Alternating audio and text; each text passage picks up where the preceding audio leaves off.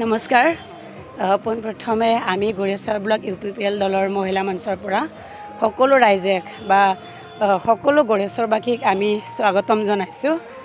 আমি আজি পবিত্ৰ কুমাৰ বড়ো ছাৰৰ লগত মানে UPPL দলৰ ফালৰ পৰা গোটেই গড়েশ্বৰৰ মানুহবিলাকক আমি লগ ধৰিছোঁ।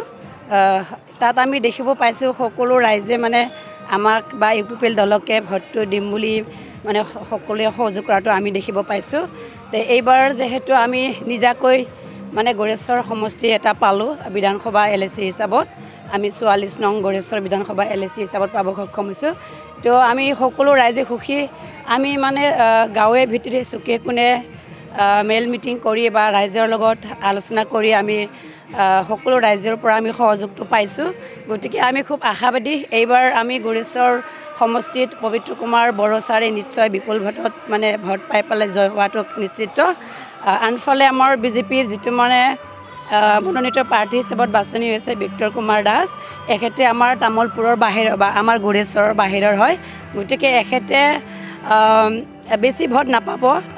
এখেতক বহুতে মানে বাহিৰৰ বুলি সমৰ্থন কৰাটো আমি দেখা নাই বা বাহিৰৰ বুলি সকলোৱে সমালোচনা কৰাটো আমি দেখিব পাইছোঁ।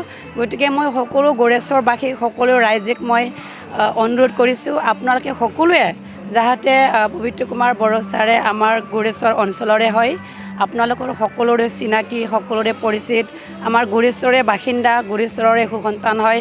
গতিকে সকলোৱে আপোনালোকে এইবাৰ ট্ৰেক্টৰৰ ছবিত ভোট দি পেলাই আৰু এইবাৰ পবিত্ৰ কুমাৰ বড়ো ছাৰক আমাৰ গড়েশ্বৰ সমষ্টিৰ ডেভেলপমেণ্টৰ কাৰণে, গড়েশ্বৰ সমষ্টিৰ উন্নয়নৰ কাৰণে কাম কৰিবলৈ আপোনালোকে সহযোগ কৰিব বুলি আশা ৰাখিছোঁ। আৰু পবিত্ৰ কুমাৰ বড়ো ছাৰলৈও মই আশা ৰাখিম, ছাৰলৈও আমি অনুৰোধ জনাম, ছাৰে যাতে এইবাৰ বিপুল ভোটত মানে ভোট পাই পেলাই জয় হয়। ছাৰে আমাৰ গড়েশ্বৰ সমষ্টিৰ কাৰণে গড়েশ্বৰৰ ৰাইজৰ সমস্যাবিলাক সমাধান কৰিব বুলি, আমাৰ ৰাইজৰ মাজত সোমাই পেলাই সকলো সমস্যাবিলাক সমাধান কৰিব বুলি আমি খুব আশাবাদী আৰু ছাৰলৈ আমি এইটো আশা ৰাখিম। ধন্যবাদ। মহিলাসকলৰ যোনটো মানে আঁচনি, এইটোতো আমি দেখিব পাইছোঁ, যোনটো মানে উদ্যমিতা আঁচনিৰ 10,000 টকা যোনটো দিছে সেইটোতো SRLMৰ পৰাহে দিছে, কিন্তু এখেতসকলে দিয়া বুলি কৈ আছে। এতিয়া আমাৰ আত্মসহায়ক গোটৰ নামত SRLMৰ পৰা বহুত বিভিন্ন ধৰণৰ আঁচনিবিলাক আহে, কিন্তু আমি মহিলাবিলাকেতো এইবোৰ মানে গম নাপায় বা আমি ঢুকি নাপাওঁ। গতিকে এইটো আমি ডেভেলপমেণ্ট ব্লকৰ দ্বাৰা SRLMৰ পৰা আমি পাবলৈ সক্ষম হৈছোঁ। এইটো কোনো BJPয়ে দিয়া নহয়।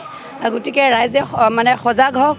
আৰু অৰুণোদয় দিছে, অৰুণোদয়টোৰ আঁচনিটো বহুতে মানে যিবিলাক মহিলা মানে ক্ৰাইটেৰিয়া হিচাপত লিখি দিয়া আছিলে, মানে 1 নম্বৰতে বিধৱা, বিকলাংগা, বিবাহ বিচ্ছেদ হোৱা বা একদম দুখীয়া পৰিয়ালৰ শ্ৰেণীৰ লোকসকলে পাব লাগে, কিন্তু আমি দেখিবলৈ পাইছোঁ অৰুণোদয়ক লৈ বিভিন্ন ধৰণৰ মানে কেলেংকাৰীৰ সৃষ্টি হোৱাটো আমি দেখি আহি আছোঁ।